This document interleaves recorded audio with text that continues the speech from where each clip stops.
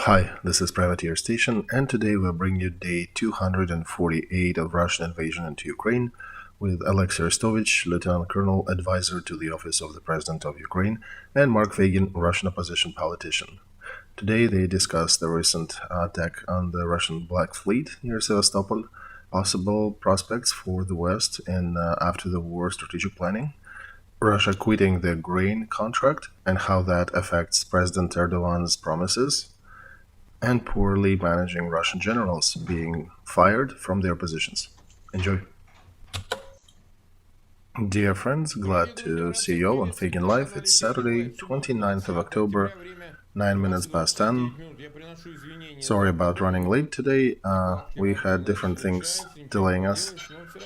Regardless, day 248 with Alexey. We're still glad to see you. Despite my 10 minutes being late, everybody's still happy, right? Yep, 200, almost 1,000 live. We're waiting for you, so yeah, I think they're glad.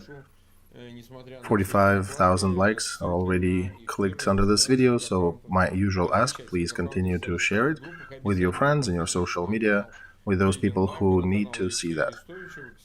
And you can subscribe to Feygin Live, to Alexey Arestovich, and to the Privateer Station if you are listening or watching that in English.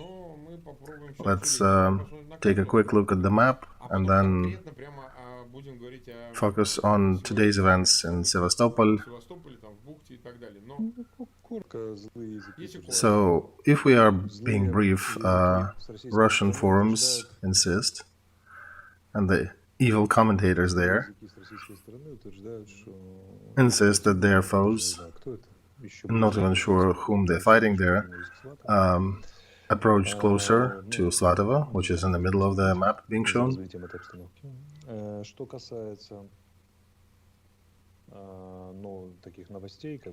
And speaking of the other parts, they still try to push towards Bakhmut. They try to crawl towards Avdiivka, also without much success. Out of new areas of engagement is Ugledar.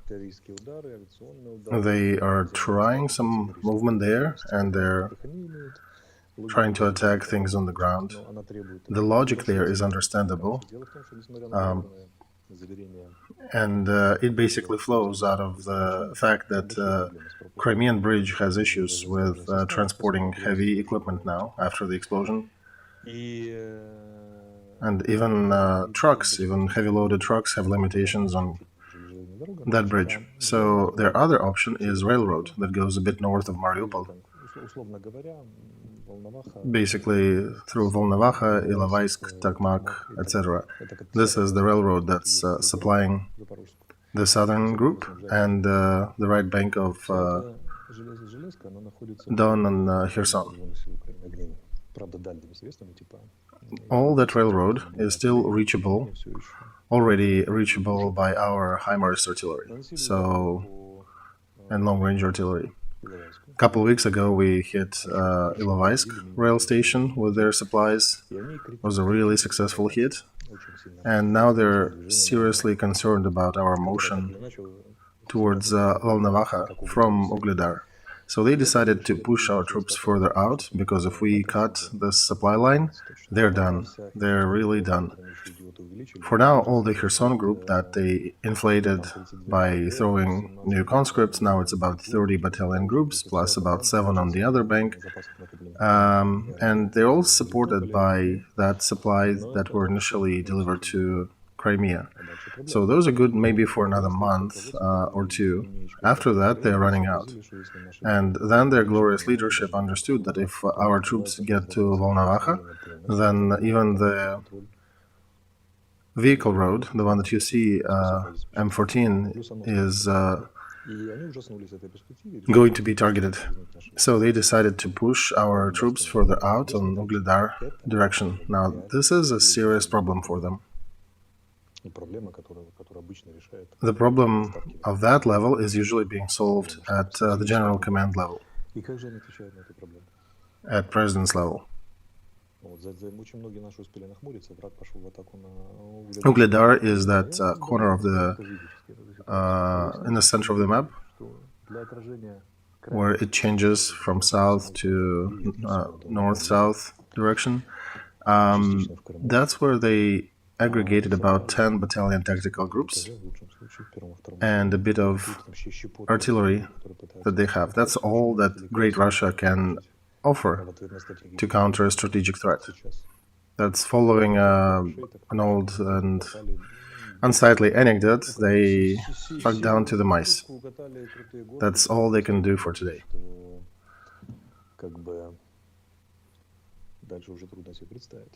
I suspect 10 is even the higher grade, higher expectation than in reality. They probably don't have 10 full-staffed battalion tactical groups there. I would remind that at the beginning of this conflict, 10 of those groups wouldn't even be considered a notable force. 10 groups, okay, well, that's not too important. Let's take a look at these 30, 40. 10 was not considered to be a serious threat. Now that's all they could aggregate to try to solve one of the most serious tasks that they're facing. Because Bakhmut and other parts on the Eastern Front, that's political. That's not life-threatening. This one, at the south, is a real strategic issue for them. And this is their real perspectives. One can make certain deductions based upon that. We've already done it several times, but we can go over this again. That this puny attempt to jump near Ugledar shows that the war is not just lost, it's completely lost, it's a foobar. And their hopes are only maybe that in November, scary conservatives would come up in the United States and stop supporting Ukraine. But I want to talk about that too. Okay, let's do. Did you see how lost did General Hodges appear in the interview with us? He was rather surprised, I guess, and I have a hypothesis here, and that is being displayed by different speakers on the American side, different experts. I think they're facing a situation where the terms, the planned terms and dates are sliding. They had a certain picture that up until 2024 there'll be Putin in power in Russia.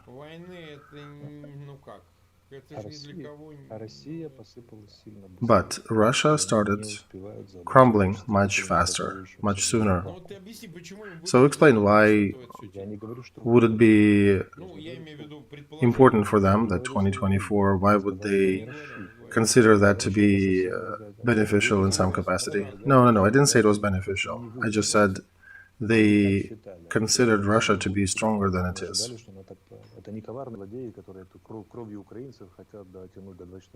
It is not that the West intends to pull that war with Ukrainian blood all the way down to 24. No, that was just a general expectation, how long it will last. And now they're facing a situation where things are changing. They probably were a bit delighted after Pelosi's visit to Taiwan and how things got resolved there. And then all of a sudden, things changed. Even you and me, we kind of drown in details. Blew up that bridge, Kiev is without light, Iranian mopeds are flying in our skies. But more important are little slips, for example, in a speech of Steinmeier. And they sound like this. Germany cannot rely on American support that we relied upon for the last 70 years. These are screaming things, in effect. These are things indicating huge turns in the European future. And this is not Australia, Israel, or some other country which is important, but on the periphery. This is being spoken by Germany, which is the core of European Union.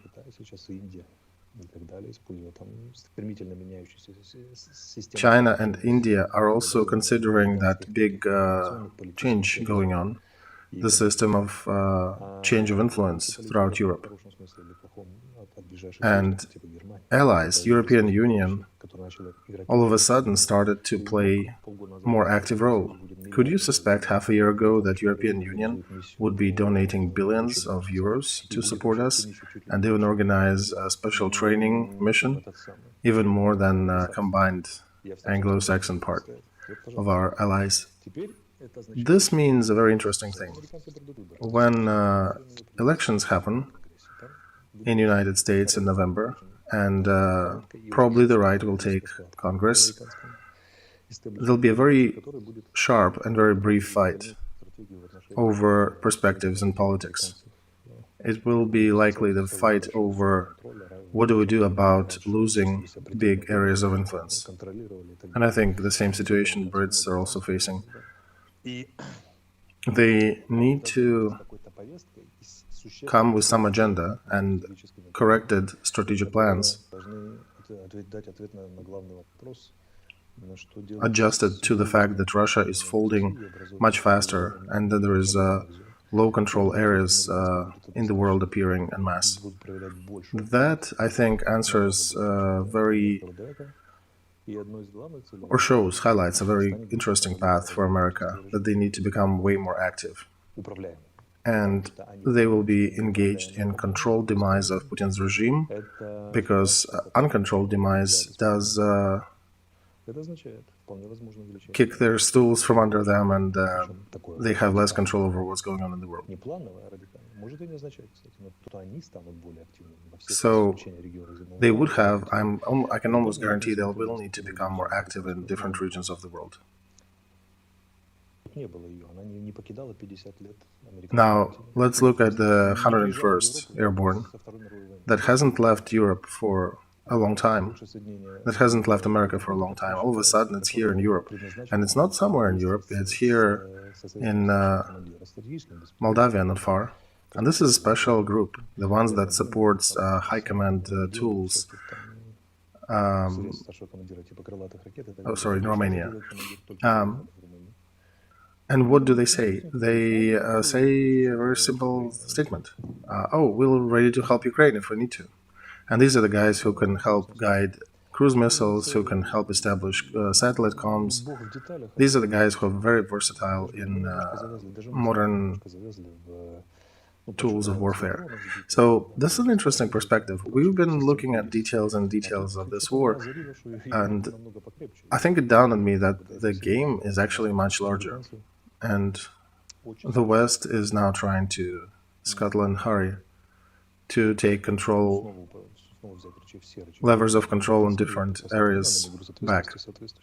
And I understand them. This reflects a certain responsibility for events in the world. So, elections in the United States in November will likely indeed affect American policy in the world. And perhaps Putin's regime that was slowly going to be destroyed early spring next year-ish will probably be facing an attempt to help dismantle it much faster.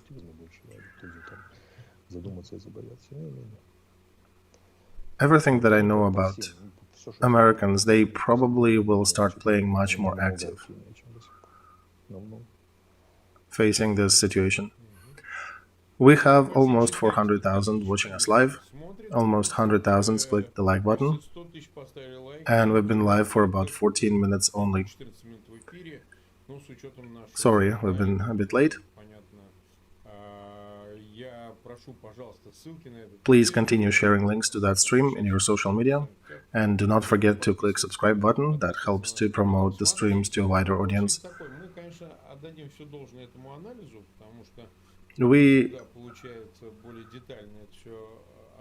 I understand we do need to pay attention to different levels of analysis. And by the way, we are talking to other American experts, so perhaps we may get them into the fold for this discussion. Especially if we can take an angle of post-Putin Europe and that new configuration that may emerge including the collective West. And it would be interesting to see and understand the competition of centers of power in Europe, in UK, in Washington.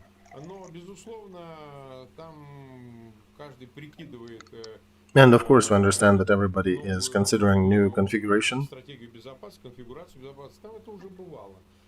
That happened earlier when they indeed considered European military revival, the change of role of NATO. We'll all see that. But we are very interested in today. And in order, I want to interject here, in order to understand today better, we need to think about strategic perspective. And reflexive management is when you react to things happening without really thinking about what will unfold. You don't have time. The West doesn't work like that. The whole Western school is long-term planning. Good or bad, they are often wrong, but they're still trying to. So when they unfold and doing things and set different scenarios around, that is the result of planning. So my question is, what does the 101st Airborne do on the border? So there is one obvious explanation, and the other is probably a soft explanation. The obvious one is that the demonstration of power. I don't know. Romania is a very ungrateful place to display your power. If you want to display power, you wanted to position this division to Poland, to Baltic countries. Romania is not that. This is more of a discreet and direct military effort, without much of the political posturing. Okay.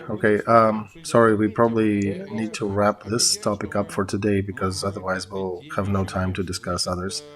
Let's discuss Sevastopol in more details. So one thing is open sources, another is real situation on the ground. Do you think that strike was so serious that they canceled their agreement about grain supplies? I think no. I think they wanted to get out of this deal with grain. They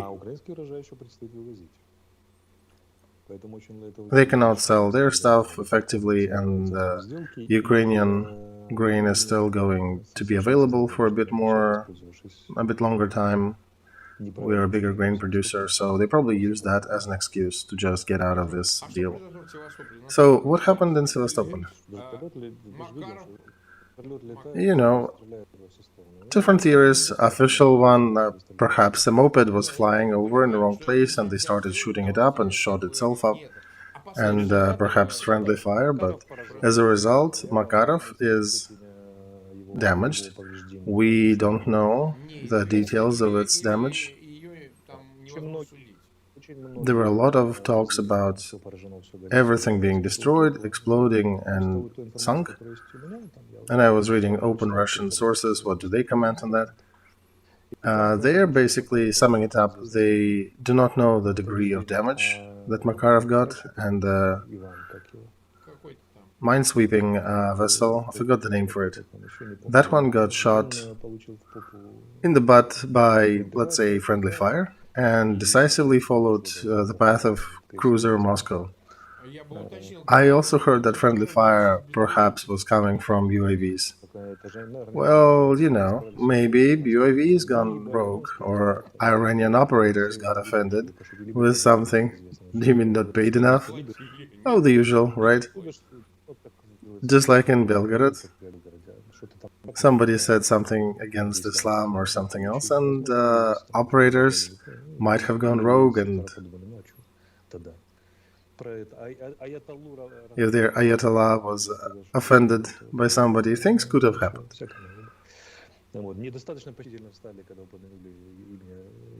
Or perhaps, yeah, somebody mentioned General Soleimani in the wrong light, so we don't know details of that. But according to the most modest expectation, 2 or 3 vessels were seriously damaged. According to a more optimistic, 4 of them got damaged. Are they still on the water, or did they sink? Well, they're also mentioning that there were some tanks that exploded, so we don't know. But that's minutia. I suspect those ships probably will not sink. They might, but it doesn't even matter.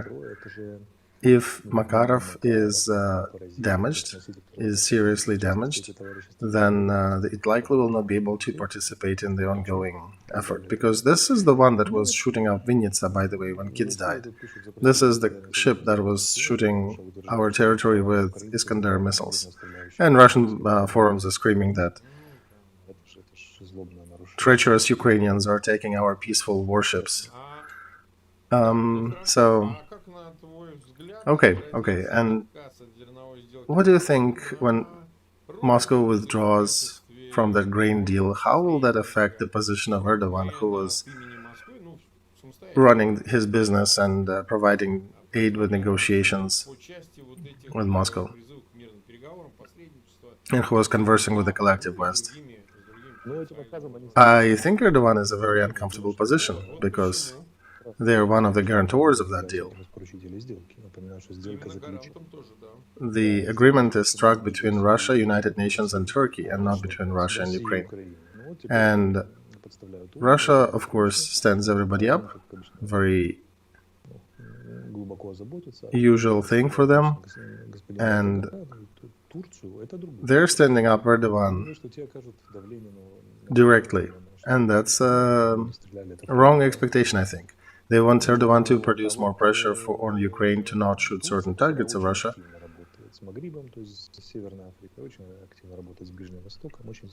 But Turkey is working very actively with Africa, with Northern Africa, which might suffer from food shortages now because Russia withdraws from that supply. And over 100 million people are facing a risk of getting to poverty level on some food supply items. And then their government is facing, in different countries, is facing probable revolts. And now Erdogan was the guarantor that food will continue coming. And he will need to be explaining his position and how it happened. Guess who will be made a patsy? Who will be pointed fingers to? And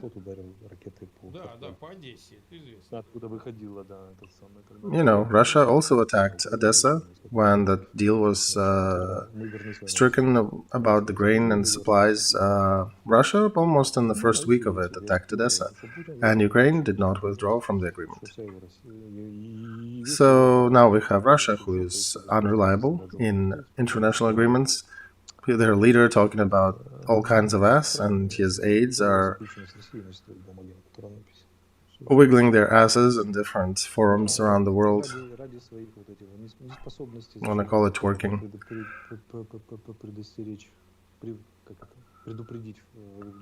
So,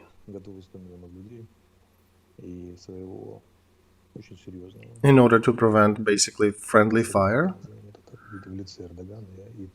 from 100 million of their allies and people who generally supported Turkey, Erdogan will need to do something. And very likely the blowback from that grain deal withdrawal will be from Erdogan towards Putin. So I think Russia just made their strategic positions much worse by withdrawal. Okay, we talked about another thing yesterday. The conflict between Putin's opprichniks in the face of Kadyrov and Prigozhin, that gets a new round. It was understandable that Lapin will likely die as a political figure, as the important general, and he'll be taken out. And I think Kadyrov and Prigozhin indeed were used as an icebreaker in this case to attack military. Oh yeah, Putin is gravely afraid by military, of the cadre officers who can potentially provide some resistance. So whom can they replace him with? Because their bench will be empty soon. It's a problem, Mark, but this is not a severe problem. They are generally incompetent. Most of them are grossly incompetent, others are generally incompetent. And he's still replacing them, right?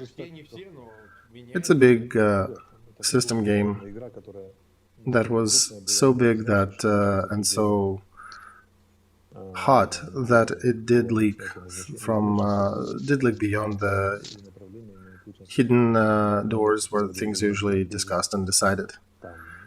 If you noticed, yeah, some of the generals actually got criminal prosecution started against them without much public announcement. Now, look, Lapin, was he Putin's favorite? I think he was. He gave him an Order of Hero, personally. So then you have to take down that favorite. He either needs to disappoint you to such a level that you need to acknowledge in front of everybody that you took an asshole and mistook him for a good player, and now you're all mudded in his dirt, and your hand is dirty, your dress is dirty, so you need to apologize and push that person further out.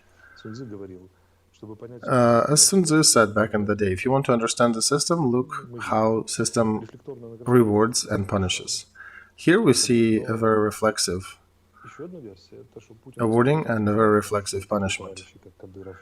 It's either that or Putin lost grip over Prigozhin and Zolotov and Kadyrov, that they actually can shoot down Putin's favorite through a public campaign. But who will be fighting? No, the question is who manages whom. Imagine Putin did not want to take him down.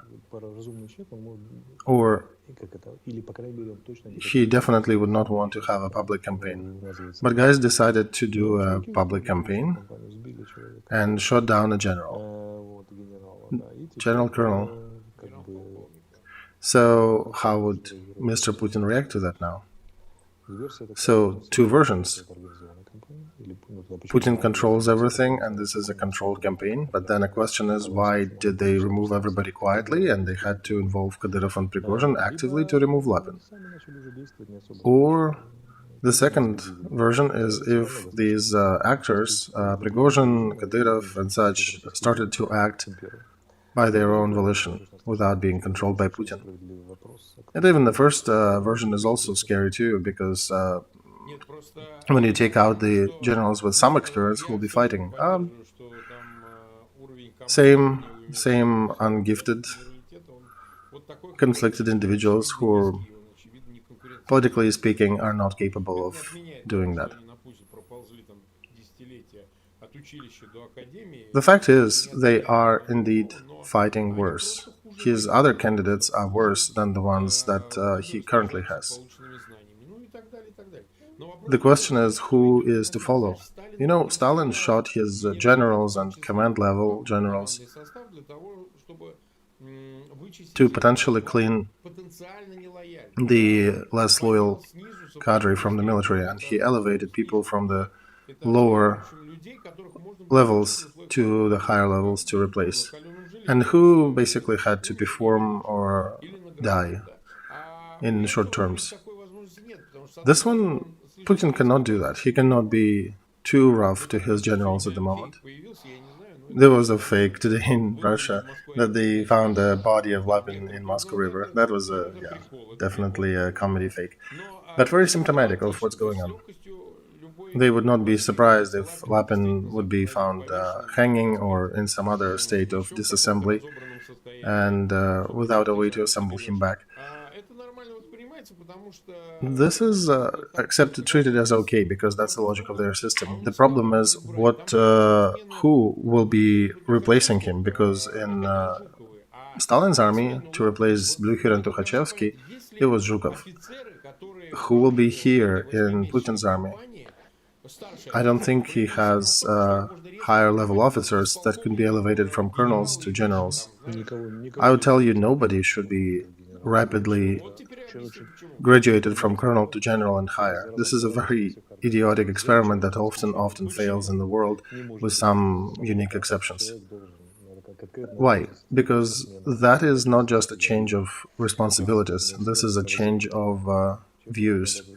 Person needs some time to understand a different level of understanding of his activity and effects it produces. And you need 2 to 3 years to gradually grow into that position, into these shoes. Otherwise, it's going to be a very stinking bad story. We also have that. And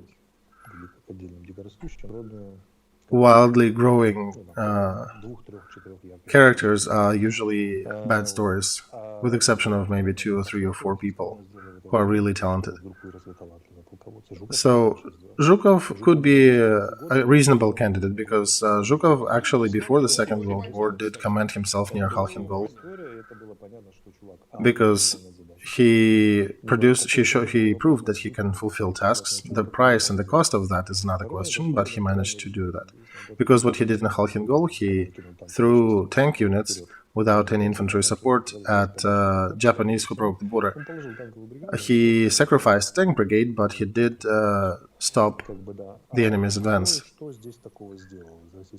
Who of the Russian officers, high-rank officers right now, can produce or could have produced any success that can be promoted now? I don't know how to answer that question. We have a bunch from those who were commanding themselves near Kiev and events of the recent fronts. Kiev defense operation is probably a dream of a general, of a strategist. There was a collective mind sort of working, but at least we have it. And there was just that strike on the enemy preparing to attack Kiev, basically preceding them by a few hours, is an amazing story. Every officer going to the military training school can only sleep and dream to ever have a chance to do that. And we have other examples of methodic destruction of enemy in different regions.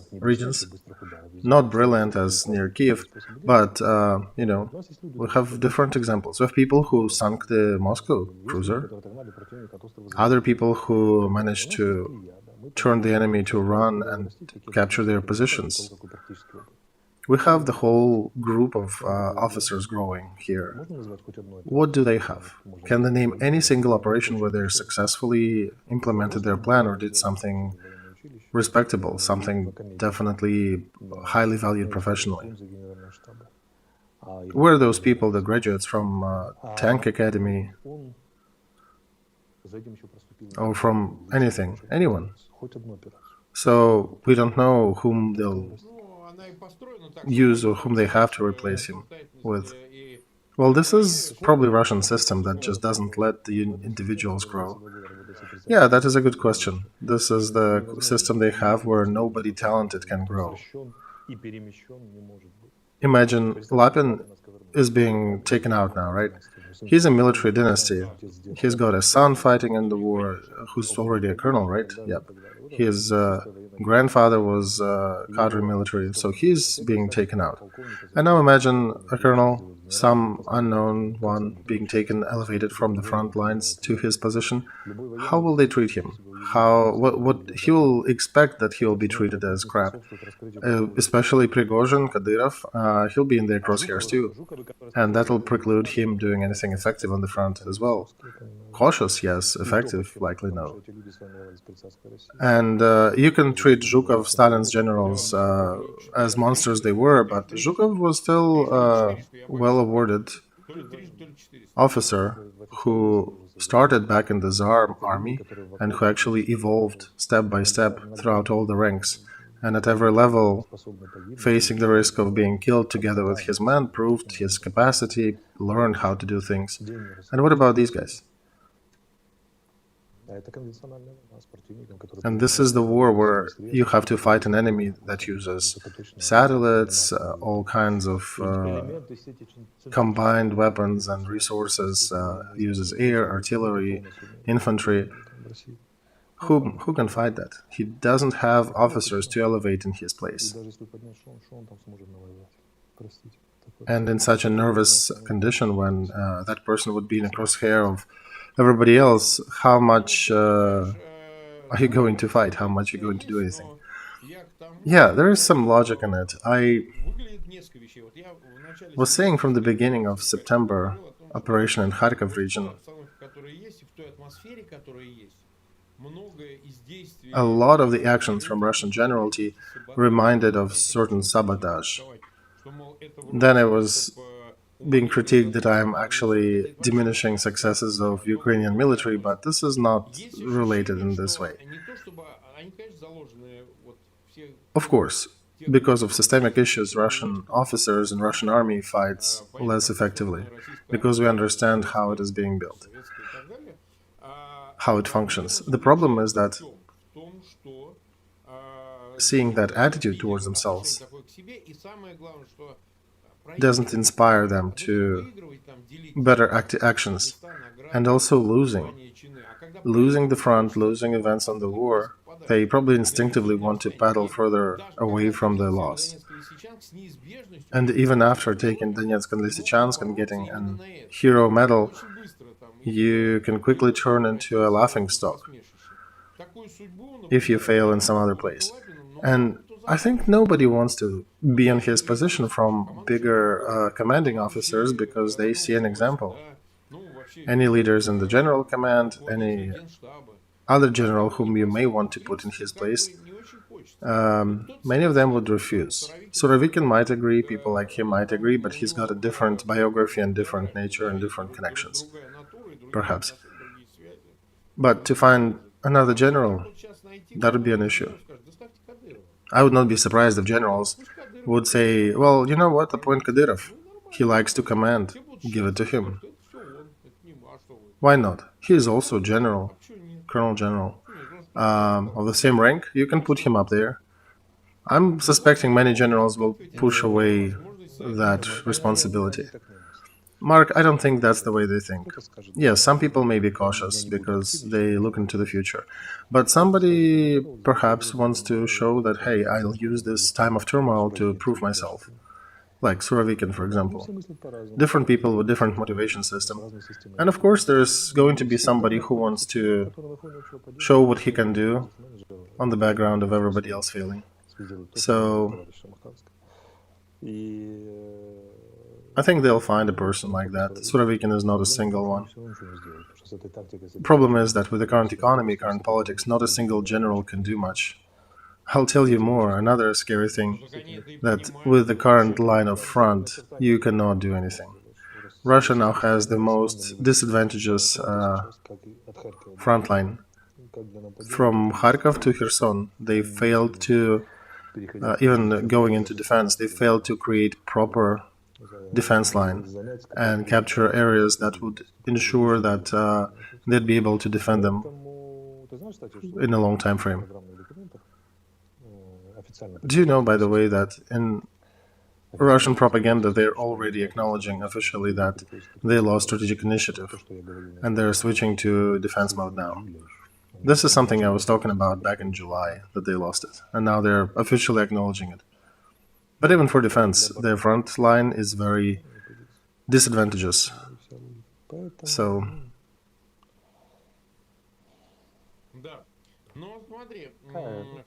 the best of them on the front line perform at a C- level. It's literally not too much professionalism. Okay. Today, Moscow, several sources, including Zakharova, that poorly washed speaker of Russian Ministry of Foreign Affairs, they blamed Britain in the attacks on the Nord Stream 1 and 2.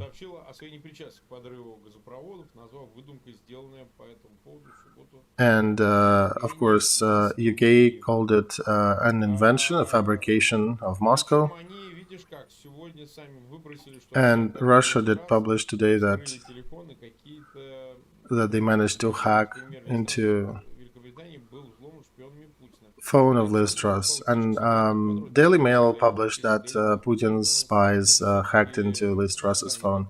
Daily Mail is kind of yellowish print, it's a tabloid, but they still decided for some reason to play that theme here. And Russia appended that to their accusations to aimed at Britain that they partook in destruction of Nord Stream. But it could also be Liz Truss thing, could be an internal struggle.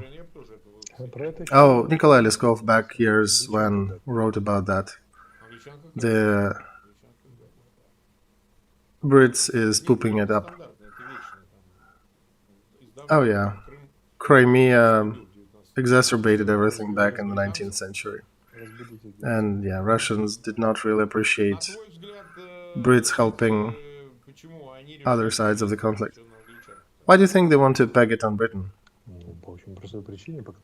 They're always looking for somebody else to blame. That's their usual modus operandi. They're trying to perhaps quarrel Britain and the United States on the background of American elections and continuous change of leadership in Britain and affect some public opinion maybe. But they're so predictable now and so ideologically depleted that even the middle grader at school can predict what Putin's government is going to say or where they want to point the finger. This is actually a sign that you're running out of strategic options when every step you're going to take is very predictable.